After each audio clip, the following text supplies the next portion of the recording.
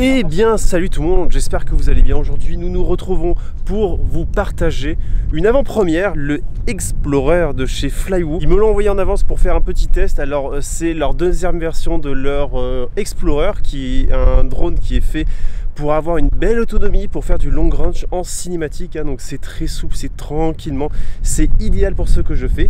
Du coup je suis très curieux d'essayer ça. On a un petit peu vent aujourd'hui, donc ça va être l'occasion aussi de voir sa résistance au vent. L'intérêt d'un drone pareil, c'est que avec ces 6 moteurs que vous voyez, hein, et déjà il est très beau, très petit.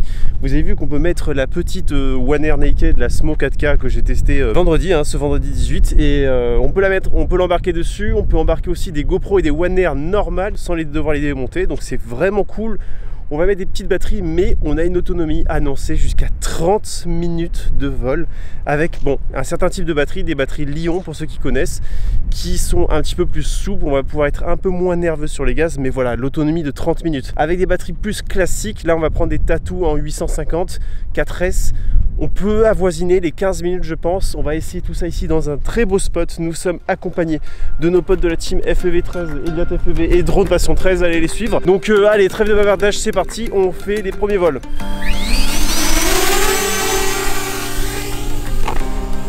Du coup c'est la première fois que j'avais déjà fait des tests chez moi, ça a l'air correct quand même. Moi j'ai l'habitude de mon gros 6 pouces long range, donc forcément ça change, on sent, alors il y a à peine de vent, hein. Je sens quand même, je le sens, hein. Faut être sûr de ce qu'on fait quoi. Là t'es déjà au fort?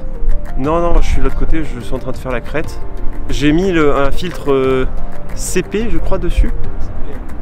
Non, enfin c'est le filtre juste pour contrer trop de reflets. On sent qu'il a un peu du mal avec le vent. Ouais, tu le sens un petit peu. Ouais. Avec Real CD je pense pas que ça se capte. Écoute, je suis à 2 minutes de vol là. Je suis à 15,3.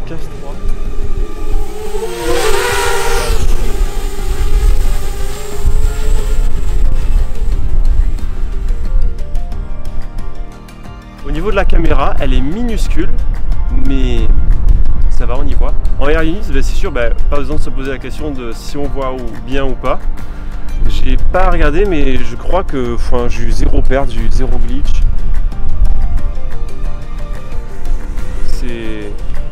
C'est vraiment bon délire, hein. On s'y fait très rapidement, hein.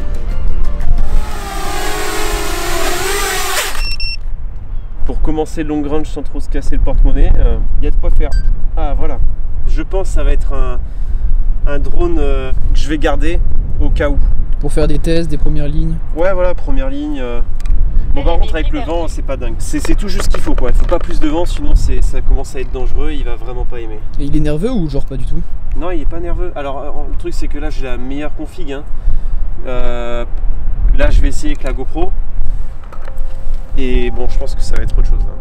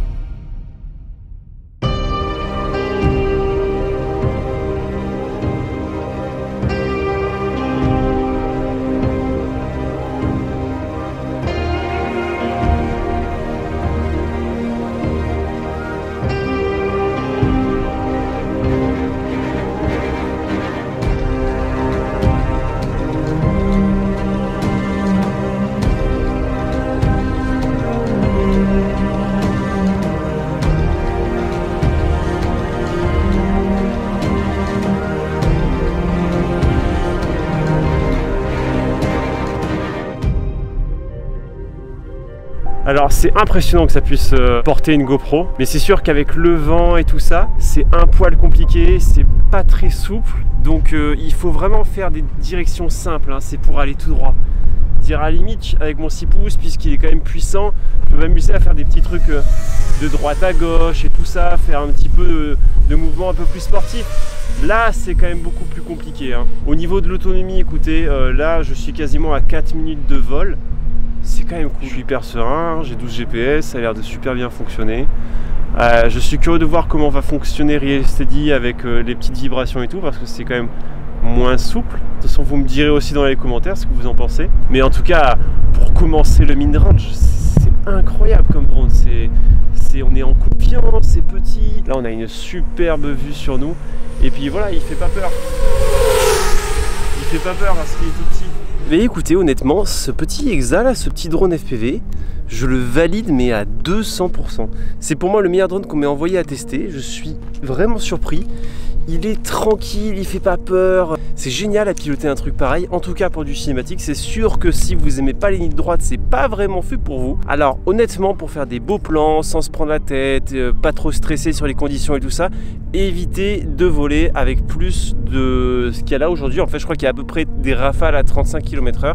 Donc évitez de faire plus, sinon vous allez vraiment rencontrer des problèmes. Au niveau de l'autonomie des batteries, alors écoutez, avec la première, avec la config SMO 4K et les tatous en 4S en 850 mAh, j'ai fait quoi? J'ai fait 5 minutes de vol et il me restait 30% de batterie.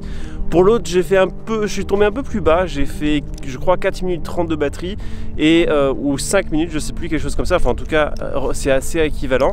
Mais par contre là j'étais tombé à 14% de la batterie. Donc il faut faire un petit peu attention là-dessus. Je valide à 100%, vous pouvez acheter ce drone les yeux fermés. Bah écoutez, je pense qu'il est temps de faire un petit bilan, point négatif, point positif de ce hexacoptère et puis des petits combos qu'on a entre la SMO 4K et puis la GoPro Hero 6 avec la stabilisation de Real Steady. Évidemment j'en ai profité aussi pour le comparer avec notre énorme 6 pouces de chez 3D Racer, signature Drone My Life, vous pouvez acheter le même si vous voulez. Enfin bon, est-ce qu'il va encore m'être utile? Est-ce que je vais l'utiliser? Est-ce qu'il peut vous être utile? À qui c'est destiné ce petit drone? Je vais vous expliquer, vous donner mon avis. Alors en tout cas moi c'est sûr que je vais le réutiliser, vous allez le revoir sur ma chaîne parce que c'est le drone parfait pour faire des vols de reconnaissance, pour voir un petit peu comment ça se passe et tout ça, au niveau de la réception, au niveau des lignes à faire et tout, sans pour autant cramer ses lipos avec notre gros drone long range. J'ai eu aucun problème de RSSI, de réception vidéo et tout, vous avez pu voir qu'on voit quand même pas mal, même si je suis encore de la team analogique. Avec le système DJI, vous verrez encore mieux forcément, mais je pense que ce sera un tout petit peu plus lourd. Enfin bon, là je m'engage pas trop sur ce terrain. Au niveau des points positifs, avant de parler des points négatifs, parce qu'il y en a quand même quelques-uns, pour un drone comme ça, il y a forcément des sacrifices quelque part. En tout cas, pour les points positifs, c'est que franchement,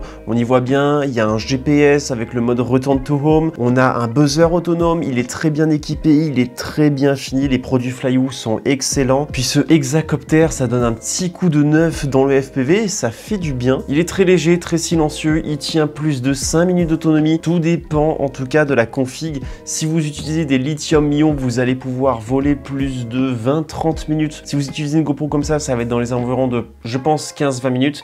Et si vous utilisez une petite SMO 4K, là, vous allez pouvoir avoisiner les 30 minutes de vol.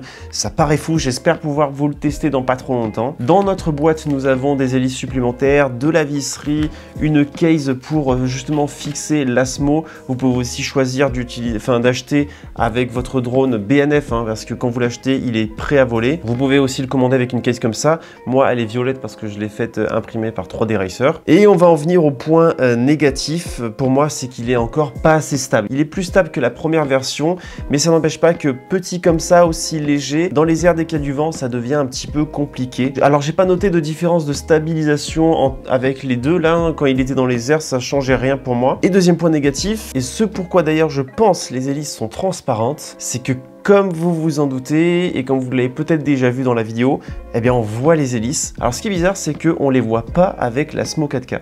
Mais lorsqu'on utilise notre GoPro avec Real Steady, on continue à les voir. Alors quand on n'a pas Real Steady d'enclenché, on les voit encore plus. Dans votre DVR, vous allez forcément voir les moteurs en plus de ça. Ça ne nous empêche pas pour autant de faire nos plans. Mais pour la GoPro, c'est un peu contraignant.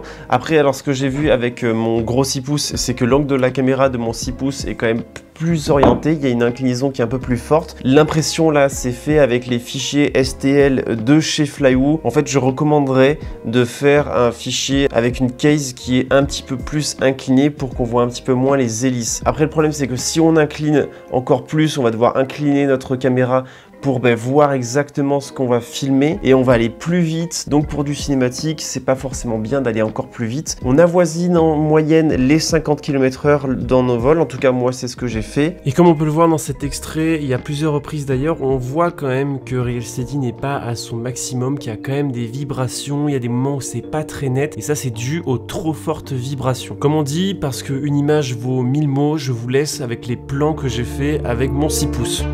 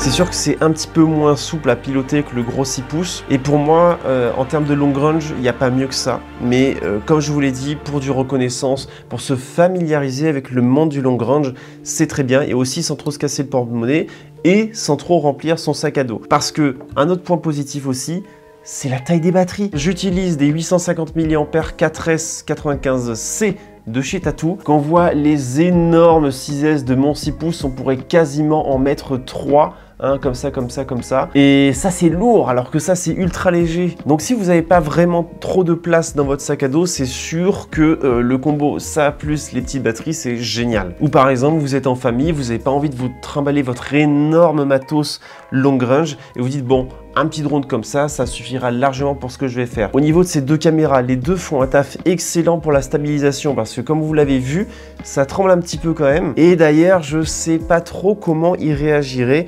avec des gros dives parce que rien qu'avec du petit vent à 35 km/h en rafale, il était un petit peu fébrile. Alors si on s'amuse à faire des dives comme ça risque de bouger dans tous les sens. On verra, de toute façon, on est là pour tester. Mais en tout cas, je recommande, comme je vous l'ai dit, ce drone à 100%. Vous avez très bien compris, je pense, pour qui c'est destiné.